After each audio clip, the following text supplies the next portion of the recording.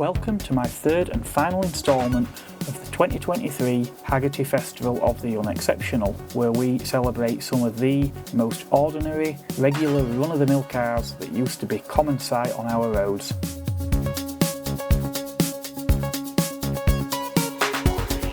It's Concours de l'Ordinaire time, where we see assembled some of the best examples of the most unexceptional cars ever made.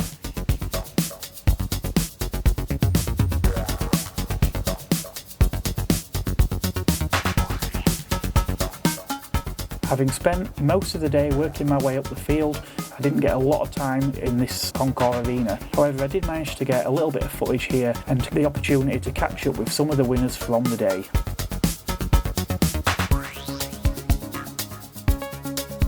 Check out that glorious Renault 16, famed not only for being one of the first cars to adopt the now common hatchback format, but also it had an enormous amount of suspension travel, giving it a really supple ride, thanks to a unique suspension design, which gave the car a unique characteristic of having one wheelbase longer than the other.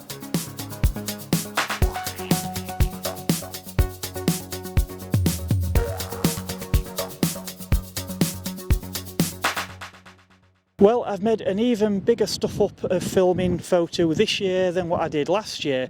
Last year I at least overheard the announcements of the winners. This year I'd not even got anywhere near the Concours arena. Some of the cars had left, including a fantastic Laguna RTI that I'd been hoping to see, but I caught that car sort of leaving as I arrived up here. But still some great cars to see. Hugo has fetched Subaru Justy, a car I'm not really all that familiar with. Hugo has come all the way from Holland, haven't you, Hugo? Yes, and congratulations on your third place at FOTU this year. Thank you very much. I'm honestly just speechless. I never expected to even be near the podium at all. So it's unbelievable. It's my first time here. I was already amazed to be in the concours at all, and just third place is unimaginable to me. As you can tell, I'm a bit speechless still. Yeah, it'll all sink in later. Yeah. And how did you come to own this car in the first place? What attracted you to this? So honestly, it was kind of a culmination of things. So first of all, I'd stopped my study automotive engineering, and I talked to my parents and I said, I want to keep doing something with cars. Can I please buy a very cheap car to run and maintain and have fun in on my own? I've got some savings. And they said, if you can finance it, sure, do whatever you like. This has been in my favorites for a while because I really like Subarus. I have always loved Subaru ever since watching Richard Burns and Peter Solberg and WRC back in the day when I was little on the telly. And this kind of it fit all the boxes, right? So yeah. It's very cheap to insure, it's very cheap to run, it's very light, so it's 750 kilos, which puts it in the second lowest registry for road tax in the Netherlands. Oh, is that how it works there? Yeah, so it's based on weight, and this is the second lowest, so I pay 15 quid a month in road tax for it. And I've always loved 3-cylinder engines. Just because I like the engine note. Yeah. And it was something that I kind of didn't know anything about, so no. It was just... Well, that makes two of us. It's certainly something you don't see every day here in the UK, at least, and I imagine it's probably the same in Holland. Yeah, well, we've got a registry of how many are still left on the road. I believe last I checked was around 40 to 50 left, which is quite a lot for such a small country. Yeah, definitely. And I know you did mention you do a bit of filming yourself at some of the events that the club has actually attended with these cars. Yeah. For anyone that's interested, what's your channel? It's called Elk Merk Waardig, which is Dutch for every brand worthy. There'll probably be a link in the description of this video. Yes, I'll try and put a link in. You have to email me that because yes. I certainly can't spell that. That's all right. That's all right. No problem. Excellent. Well, thank you very much. It's been a pleasure. Yeah, my pleasure.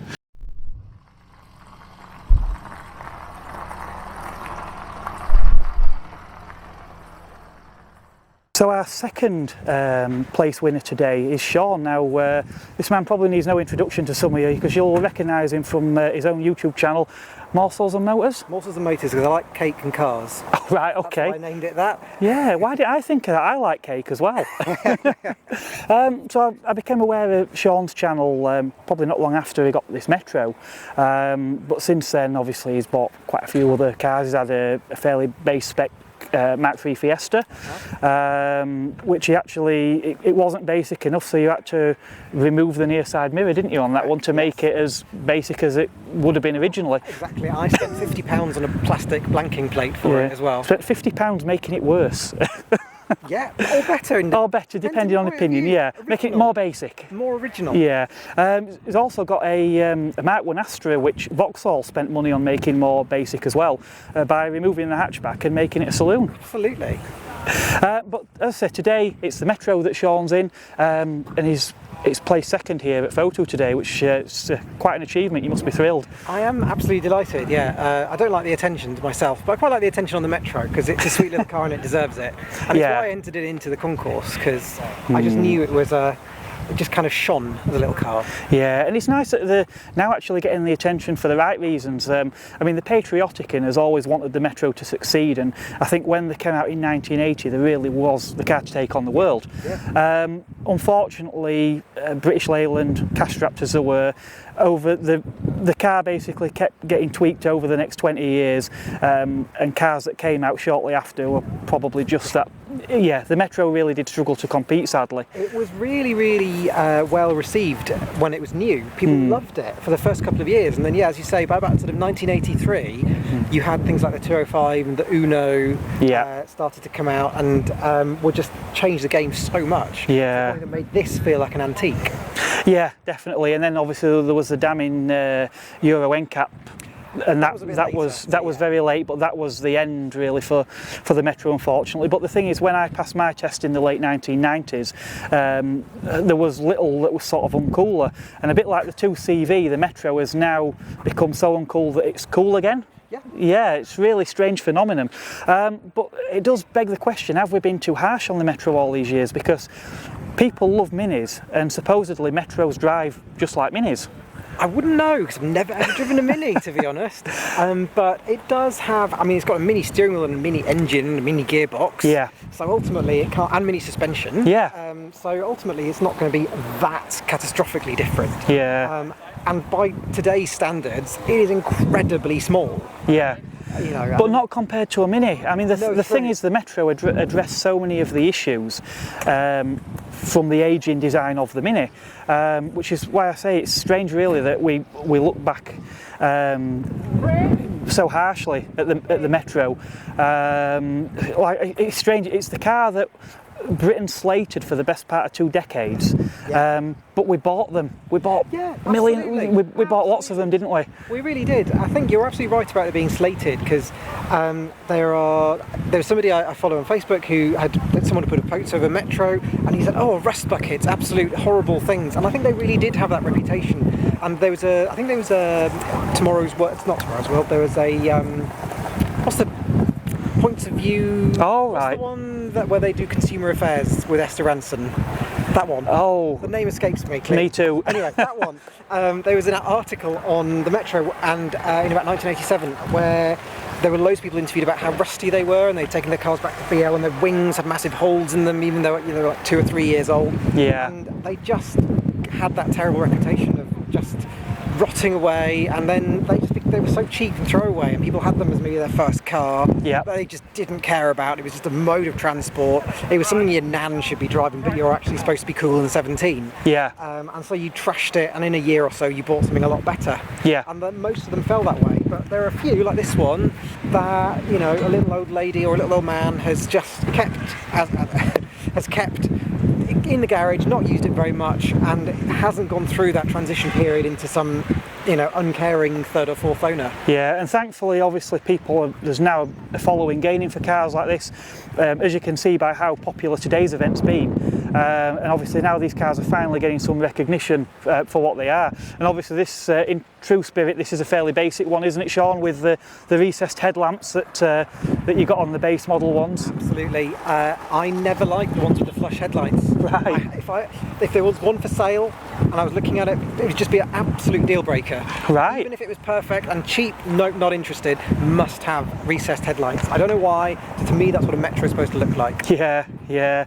And it's great as well. Another thing I like with this car is the interior, because it's got this sort of interesting blue colour interior, which is, again, you look at modern car interiors, they're just so dull, aren't they? It's grey and black everywhere. Yeah. I drive a Volvo XC60 as my daily driver, and that's got black headlining and tinted rear windows, and it is like a coal hole midnight. I hate black headliners. I've had cars with it, and it just makes the car feel so small, doesn't it, inside? But it's absolutely enormous. Yeah, but yeah, the Metro really was a different era. I mean, obviously, BL did the instrument panel, didn't they, that you could move to the other side, the pod, and it was all done. It was designed to be cheap to build, cheap car to sell. It was, but one of the things I think I like to do, say in Metro's defence in terms of engineering, is having had Volvos previously. Oh, I only worked on Volvos before I worked on a Metro, and the Metro is so much better thought out. Yeah.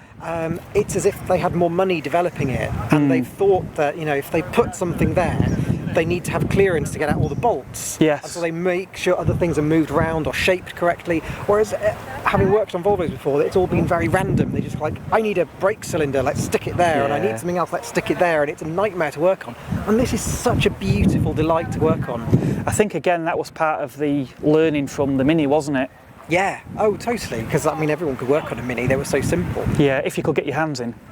Yeah, and actually that's fine with this, there's plenty of space, it's not a problem, I've never had the issue. Yeah. They're also really clever with their packaging in the Metro, I think, and they've really thought about it, because it's a very small car, it's quite short. Yeah. But there's so much space inside, it just doesn't feel small. Yeah. And they do really clever things, like they made the rear seat in particular is much more vertical than in other cars.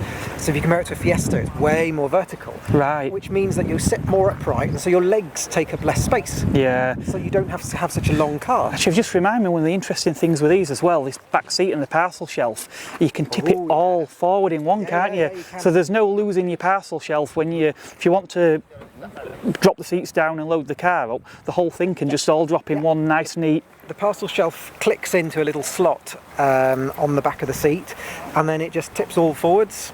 Done. Van. Yeah. And they were vans. Yeah. Which is hilarious. They were badged Morris. Right. There's the last Morris ever made was a Metro van. Oh right, interesting. I didn't know. I've seen Metro vans, but I never noticed they were badged as. Until about '83, I think, might be the last time that was the last badged Morris. Actually, I think did British Gas have some? Yeah. Yeah. Back in the days when the cars were blue and white. Back in those days. Yeah. Oh, I miss them. Yeah, but yeah, we've had another interesting trip down memory lane here at FOTU this year. Obviously, yeah, there'll be plenty more events, I'm sure, to come. I think Simply French at Beaulieu is probably one of the few I've currently got booked, but I'm sure there'll be plenty more to come over the summer, as well as obviously more car reviews that I've been filming as well. But yeah, thanks for tuning in and watching again today, and thanks to everyone who's given the interviews. It really has made the show today. So yeah, thank you very much. Right, cheers, Sean. Thank you. No worries. Okay.